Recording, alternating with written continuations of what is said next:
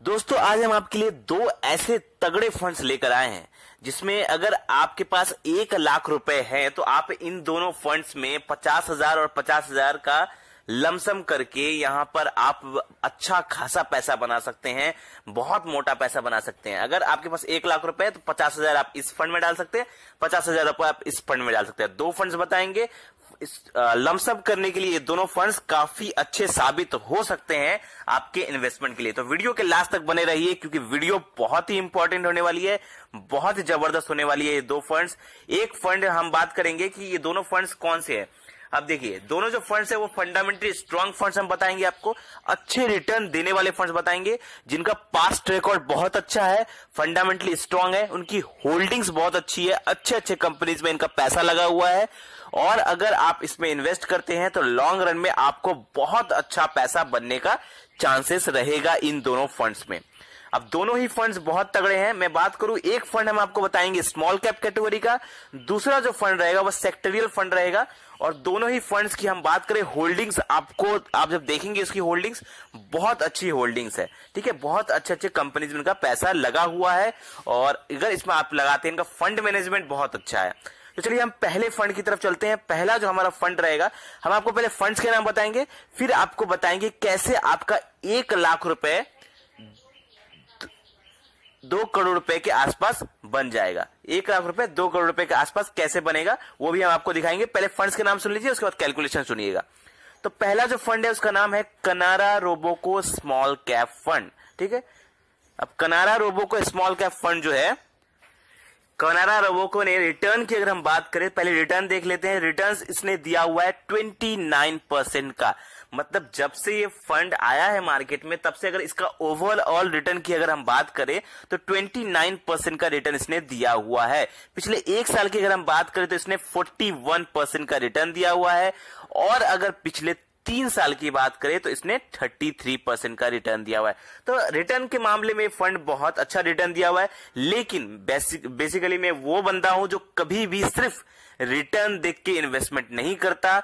मैं देखता हूं उनका फंड साइज क्या है और उनका होल्डिंग्स क्या क्या है, किन कंपनीज में पैसा जा रहा है, मतलब आप जो इसमें पैसा इन्वेस्ट कर रहे हैं आपका पैसा किन किन कंपनीज में इन्वेस्ट हो रहा है, वो कंपनीज सही है या नहीं, ठीक है, ये देखना सबसे ज्यादा इंपॉर्टेंट है। एक्सपेंस रेशियो भी देखा जाता है कि हाँ कम है या नहीं। तो हम पहले देखते हैं इसके फंड साइज क्या है। फंड साइज अगर देखा जाए इसका 9,500 CR के आसपास इसका फंड साइज है करंट, अगर हम बात करें तो। तब फंड साइज इसका अगर स्मॉल कैप कैटेगरी का फंडामेंटली स्ट्रांग फंड है और इसका फंड साइज भी बहुत ज्यादा नहीं है, तो आने वाले टाइम पर जब इसका फंड साइज बढ़ेगा ना तो आपका पैसा भी बहुत अच्छा तरह से बढ़ सकता है। होल्डिंग्स की अगर हम बात करें, इसकी होल्डिंग्स देखिए आप 93 कंपनीज में इनका पैसा लगा हुआ है, ठीक है। तो अगर आप इसमें इन्वेस्ट करें तो आपका पैसा 93 अलग अलग कंपनीज में जाएगा। अब ये जो सेक्टर है इनका सेक्टर भी सही है, अच्छे अच्छे कंपनी में पैसा लगा हुआ है। इसका डिटेल भी आप देख सकते हैं, जब आप इसका एनालिसिस करेंगे तो आप देखेंगे कि अच्छे अच्छे कंपनी में उनका पैसा लगा हुआ है। तो मुझे ये फंड सही लगा होल्डिंग्स के हिसाब से भी और फंड साइज के हिसाब से। एक्सपेंस रेशियो की अगर हम बात करें तो मैं हमेशा कहता हूं कि जब भी आप एक्सपेंस रेशियो चेक करिए किसी फंड का तो वो 1% से ज्यादा नहीं होना चाहिए किसी भी फंड का। तो हम अगर इसका एक्सपेंस रेशियो देखते हैं तो इसका एक्सपेंस रेशियो सिर्फ 0.48% का है, 1% से बहुत कम है, आधा है, ठीक है। अगर हम बात करें तो इसमें वन टाइम इन्वेस्टमेंट अवेलेबल है। बहुत सारे अच्छे अच्छे स्मॉल कैप फंड्स हैं जिसमें लमसम इन्वेस्टमेंट ब्लॉक किया हुआ है उन फंड्स ने, लेकिन ये जो कनारा रोबोको है फिलहाल इसमें लमसम इन्वेस्टमेंट अभी अवेलेबल है। तो आप इसमें लमसम इन्वेस्टमेंट करके रख सकते हैं जब तक ये इसका वन टाइम इन्वेस्टमेंट ब्लॉक ना हो जाए। तो जब तक वन टाइम इन्वेस्टमेंट है तो इसमें किया जा सकता है। तो ये तगड़ा फंड है, इसमें वन टाइम इन्वेस्टमेंट भी अवेलेबल है और ये सिंस 1987 से ये फंड चलते हुए आ रहा है। तो फंड बहुत मुझे ये जबरदस्त लगा, अच्छा फंड लगा मुझे ये। चलिए अब बात करते हैं दूसरे फंड की तरफ। दूसरा जो फंड है वो भी मुझे बहुत अच्छा लगा, उसका नाम है आदित्य बिरला सन लाइफ PSU इक्विटी फंड। ये एक सेक्टोरियल फंड है। इसकी अगर हम रिटर्न की बात करें तो इसने 35% का रिटर्न दिया हुआ है। ओवरऑल रिटर्न की मैं बात कर रहा हूं, 3 साल की कहानी अगर देखा जाए इस फंड की तो इसने 46% का रिटर्न दिया हुआ है अपने इन्वेस्टर को। लेकिन अब गौर करने वाली बात यह है कि पिछले 1 साल का अगर आप इसका रिटर्न देखेंगे ना, तकरीबन 100% के आसपास इसका रिटर्न है पिछले 1 सालों में। तो इसने अपने इन्वेस्टर को तकरीबन डबल करके दिया है एक साल में अपना पैसा। फंड साइज की अगर हम बात करें तो बहुत कम है फंड साइज, फिलहाल अभी 2600 CR के आसपास इसका फंड साइज है। होल्डिंग्स जब आप देखेंगे ना, मैं बात करूं सबसे अच्छा, अगर मुझे इस फंड का अगर कुछ लगता है तो ये इसकी होल्डिंग्स है। 47 कंपनीज में पैसा लगा हुआ है, लेकिन ये सारे जो कंपनीज है ना, ये ऑल गवर्नमेंट सेक्टर वाले कंपनीज हैं। एनर्जी वाले, एनर्जी सेक्टर, फाइनेंस सेक्टर, उन सब सेक्टर्स में इनका पैसा लगा हुआ है। मैं आपको दिखाता हूं कि किन किन सेक्टर में इनका पैसा लगा हुआ है। ठीक है, अगर मैं बात करूं तो देखिए, कोल इंडिया लिमिटेड, इनकी होल्डिंग्स किन किन कंपनीज में है? Coal India Limited, NTPC, Power Grid Corporation, IREDA, Hindustan, SBI, State Bank of India, Bank of Baroda. तो इन हर सेक्टर पे, मतलब जिन जिन सेक्टर पर हमारा गवर्नमेंट काम करता है, हमारे देश की सरकार काम करती है, उन सेक्टर पे इनका पैसा लगा हुआ है। एनर्जी सेक्टर में भी पैसा लगा हुआ है, फाइनेंस सेक्टर में भी पैसा लगा हुआ है, डिफेंस सेक्टर में भी पैसा लगा हुआ है, रेलवेज में भी पैसा लगा हुआ है, रिन्यूएबल एनर्जी सेक्टर में पैसा लगा हुआ है। तो आप देखेंगे कि इस फंड में ना आपका, जैसे कहा जाता है कि इंडिया पे लगा दो, भारत पे लगा दो, तो ये उन सेक्टर पे, ये उस टाइप का फंड है जहां पर अगर भारत की GDP बढ़ेगी तो हो सकता है इसका भी ग्रोथ होगा, इस फंड का भी ग्रोथ होगा और ये फंड भी अच्छा परफॉर्म कर सकता है। तो रिटर्न की अगर हम बात करें, रिटर्न इसका जबरदस्त है, आप देख ही रहे हैं। फंड्स बहुत अच्छा है, होल्डिंग्स तो बहुत अच्छी है। एक्सपेंस रेशियो की अगर हम बात करें तो 0.55% का इसका एक्सपेंस रेशियो है, तो वो भी सही है। तो अगर इन दोनों फंड्स की अगर हम बात करें तो पहले फंड ने दिया है 29% का ओवरऑल रिटर्न, दूसरे फंड ने दिया है यानी 35% का रिटर्न। तो अगर इन दोनों परसेंट, अगर किसी ने 29% का दिया है, किसी ने 35% कर दिया है, दोनों ही फंड बहुत तगड़े हैं, आने वाले टाइम पे अच्छा परफॉर्म करेंगे।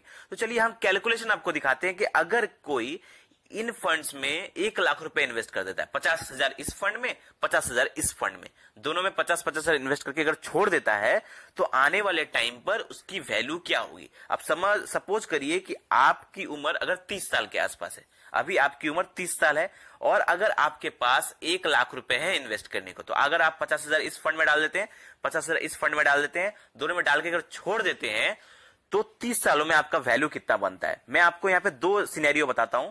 देखिए, इन दोनों ने रिटर्न दिया है तकरीबन 29% और 35% के रिटर्न का आसपास का रिटर्न दिया है ओवरऑल, लेकिन हम उतना रिटर्न कैलकुलेट ही नहीं करेंगे।